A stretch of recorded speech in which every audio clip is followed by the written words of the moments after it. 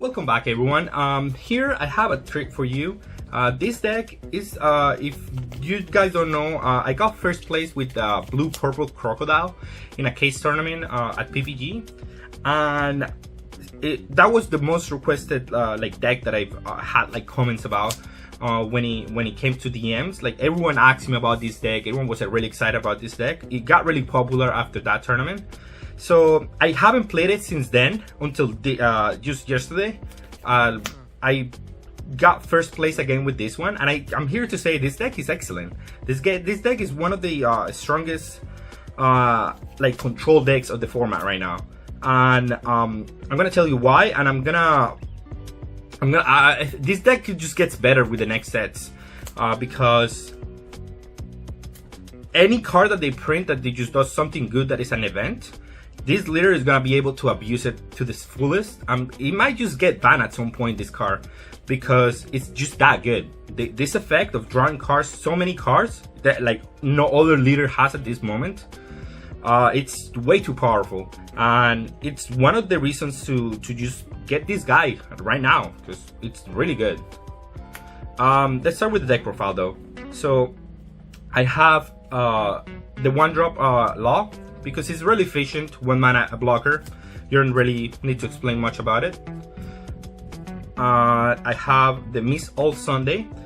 This card, it's a powerhouse in this leader, because it doesn't matter how you play this deck, it's gonna get any type of event, any color, any card that you're trying to play with this leader, it will get it. So I think this is just a 4 of in this leader for the foreseeable future, because it's just too much value with the leader. It allows you to have a super powerful late game. And sometimes I don't even combo her if it's the only card that I can combo with, because she's just an engine on her own. Then I have Don Flamingo. This card is a change from my original list. I had the Jack over this one, but I realized the Jack is not that necessary. What you want is this type of effects where you can, early game, you can rearrange the top of your deck and have a really strong early game, which is what you want, which is where you're the weakest with this leader. Early game, you don't have enough cards to defend with. Well, you do, but you don't. Sometimes you don't want to combo with them, or you just want to draw the 2Ks early on, or you want to set up the next couple of turns and draw correctly for the few turns. And this card allows you to do that. It's also an attacker, because 4K is easy to defend with this leader. And if you want to be aggressive, you can be aggressive with this card. And in the late game, it's versatile enough to where it rearranges your deck again, and it gives you a blocker too. Really good card. Then I'm playing Mr. 2. I love this card in this deck. This card, if I'm playing against purple, I'm dropping it down on 3 energy, because I wanna do enough pressure. And sometimes you do get cards. I play a lot of events that are Baroque works, and you do get them sometimes. It doesn't happen often, but still, it's possible, and I've done it a couple of times actually, and it's just good free value. And for the most part, it's a 2K counter, but I would not take this one out, because it's just, you search it out of your Baroque cards, and you do a lot of things with this card. Then I'm having another new addition to the deck. I'm playing the Crocodile. So one thing that you have to know about this game is that 6K energy blockers for 5 mana are absolutely disgusting on curve, and this is not the exception. This guy comes down on turn 5, and basically transformed your attack. One attack on 6K. One attack is a 6K leader on that turn, and then also, if they want to kill it, okay, they expend a lot of energy trying to kill this card, and you can. What you're trying to do is buy turns early game, because your late game is insane with this leader. So early game, as long as you can buy turns and as long as you can defend or keep it on board, it's amazing. Also, his other effect where you can bottom deck something is really good against any aggressive deck or any deck that is trying to play a lot of winnies like Law. It just comes handy every time. And it's one card that needs to get Jet Pistol, and there's too many cards in this deck that needs to get Jet Pistol. So it's good to have this kind of cards in the deck. I actually love that, and it's all Baroque works, so you can search it out of your events. Then I'm playing another 5 energy blocker 6K again for the same reason, but this one in the late game just draws you more cards and has combo power. So that's why I'm playing more of this one over the other one. But still, the same reasoning. It's a 6K blocker that with the leader. Basically, how I'm winning most of my games is I play the blocker. It functions as a blocker for 1 turn, and then every turn I'm attacking for 7K, because it's just 1 energy attached, and they're 7K. And 7K in this game is a really powerful number. It doesn't matter the color or the leader. 7K is gonna do a lot of damage. So that's why I like these 6K blockers. Now onto my next card, I have the X-Rake. It's basically a 2K counter for the most part, but in the late game, you can play him if they don't have enough cards in hand, or you need to play some cards for pressure. And this guy functions as both in the late game, so it's really nice for that reason. Then one of the most important cards of the deck, it's the Crocodile. I play 4 because I always want to play this card. The only deck that I don't really want to play this card against is blue.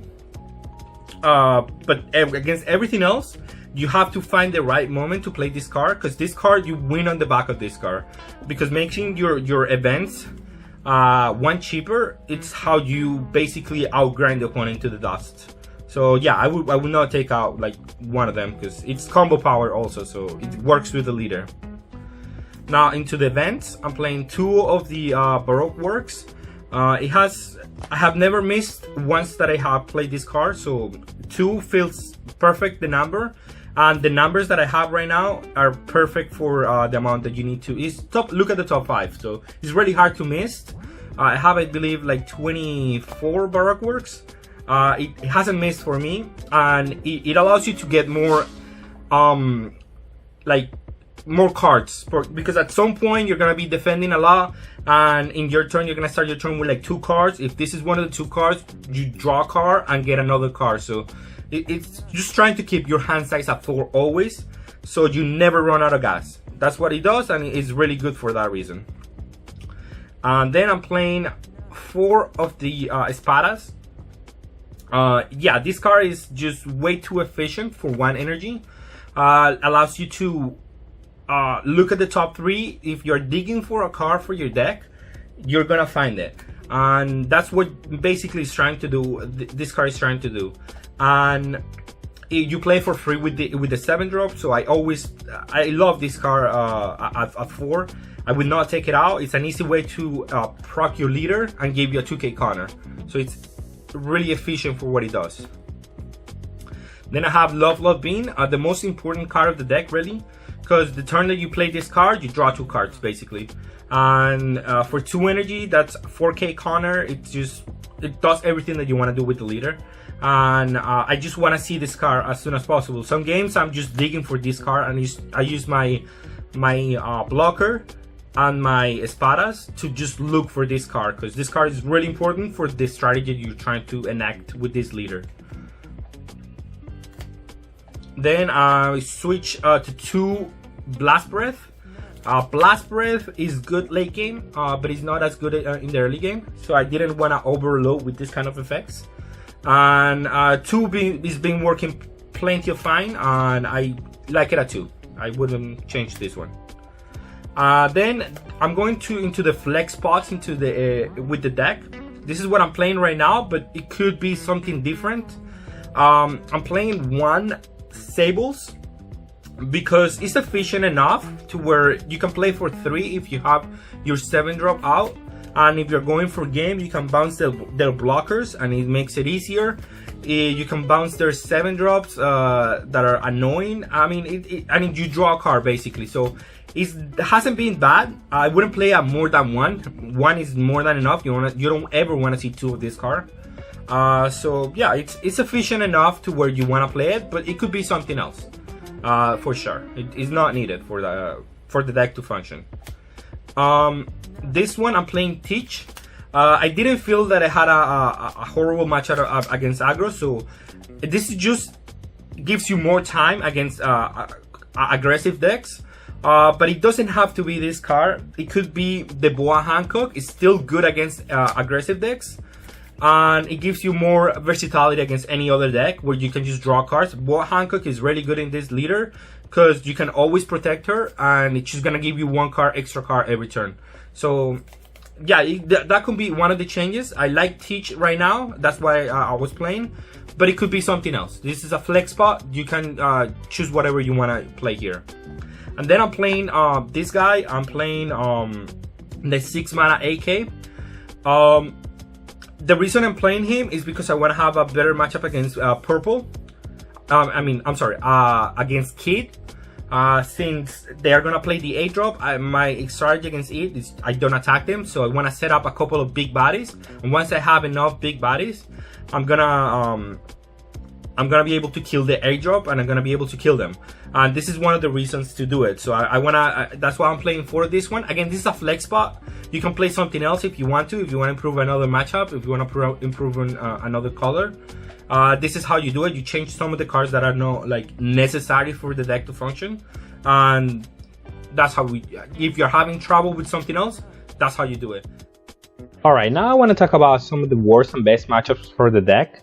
I have Kaido and Zoro, or red base decks, as favorite matchups for the deck. I haven't felt any problems with this list. Kaido feels like the best matchup for the deck, as it's able to generate a lot of early pressure, and then once they 10-drop you, because they have to, because your board is going to be wide and well protected, you get to play your 7-drop and you win with that one, because your events are going to cost 1 less, and also you're going to be playing blockers to block their big threats, and you're going to be able to outpace them that way. And it feels like a really favorite matchup for blue purple. And red, again, 5k blockers, 6k blockers, 5 energy 6k blockers are incredible against red. They have to jet pistol the blockers, but that takes the whole turn sometimes. And based on that, you're able to defend early, and then the late game they're not going to be able to get through because you have too many events that combo for too much, and your hand size is never low, so you're going to be able to defend like an animal. And that's why I think red is not a hard matchup for this deck at all. Now green is a 50-50. Depend any green based decks like Kid or Law, or any kind of any deck that can play the 8-drop Kid, it's a problem. So you have to play around that very carefully, because there's problems where you sometimes don't have enough cards to combat the 8-drop. So what I like to do against these decks is not attack them early on, wait to see what they're doing, and once I have a board established with like a 6k, with like a 7k, because those are cards that are hard for them to remove. In green, mono green doesn't have any removal for that. So once I have them out and I am able to protect it with my leader, then I'm able to attack and vanish their life, and they're not going to get any resources, and by the time they get to attack with the 8-drop, they don't have any cards in hand to defend it. So that's how I like to play against that leader, just because of the fact that the 8-drop is just a hassle to deal with. So that's why I say 50-50 depending on how the matchup goes. And then the bad matchups for this deck I consider is blue, because I don't have any big threats that are not removable by like Mihawk or Flamingo. So they get to remove my threats super easily, and I'm not able to combat their threats like easy enough. So it's hard for me to generate pressure and keep my board keep developing my board. So that can be the worst matchup. If you want to improve on this matchup, you can add 2 Mihawks. That's at the top end. You never want to minus your Dawn in this deck too much, and that's why I don't like the 9-drop Kaido too much, because if you minus, then the next couple of turns is trying to regain again all the work that is just trying to get to 10 energy again, and I don't like that. Mihawk is still a body that cannot be removed. Remove something out of the board and you can win on the back of that card. So if you want to improve this kind of matchup, those are some options that you have. And also you could play more no, that's pretty much the only card that I would play. You can play the 7-drop King, no, I mean the 6-drop king that removes a 4K or less and draws a card. It's just more cards that you cannot combo with, and if you do that too much, then your red and other matchups are gonna suffer, because you do need combo power in order for you to be unbeatable in terms of not being able to take a life. You have to have combo power, and if you have too many cards that you cannot combo with, then yeah, your deck starts looking a lot worse, because you're gonna take hits here and there, and your deck is not gonna be able to defend as much. And that's the strain of the deck that I wanna like in capture with my list at least. There's different ways to play this leader. This is not the only way, and this is the way that I like to play it, because I think 5 energy 6k blockers are busted, and I'm trying to exploit that side of the deck. And that's the deck profile. If you have any questions, please let me know, and please consider subscribing. I'm gonna have a gameplay video right next to this one, so just please go watch it. There are some really good games, and I want to showcase how to play this deck, because I do think this deck has some legs in this format. Thank you.